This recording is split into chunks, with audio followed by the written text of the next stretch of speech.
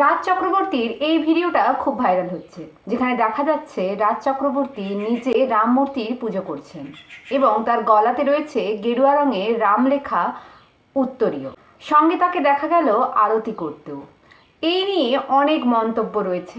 অনেকেই বলছে ভোট প্রকাশের ফলে যে বিজেপি রাজ করছে এখন বাংলাতে, সেই জন্যই রাজ চক্রবর্তী হয়তো দল বদল করেছেন। অনেকে তো তাকে কমেন্টে এরকমও লিখেছেন যে এত তাড়াতাড়ি পাল্টে গেলেন, গিরগিটির থেকেও বেশি তাড়াতাড়ি রং পাল্টায়। কিন্তু রাজ চক্রবর্তীর এই রাম পুজো করার ভিডিওটা, এটা কিন্তু এখনকার ভোট পরবর্তী ফলাফলের পরবর্তী ভিডিও নয়, এটা রাম পুজোর আগের ভিডিও। কিন্তু যেহেতু বিজেপি এখন রাজ করছে এবং তারা রাম দেবতাটাকে নিজেদের একটা চিহ্ন বলে মনে করেন, এবং এইখানেই রাজ চক্রবর্তীকে যখন রাম পুজো করতে দেখা গেছে, তখন অনেকেই ভেবেছেন যে তিনি হয়তো দলবদল করেছেন। কিন্তু তিনি এখনও দলবদল করেননি, আর সেরকম কোনো আপডেটও পাওয়া যায়নি। এটা যখন রামনবমী পুজো ছিল, সেই পুজোর সময়কালের ফুটেজ।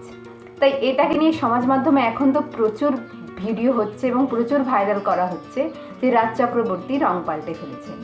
আপনাদের কি মতামত অবশ্যই কমেন্ট করতে ভুলবেন না।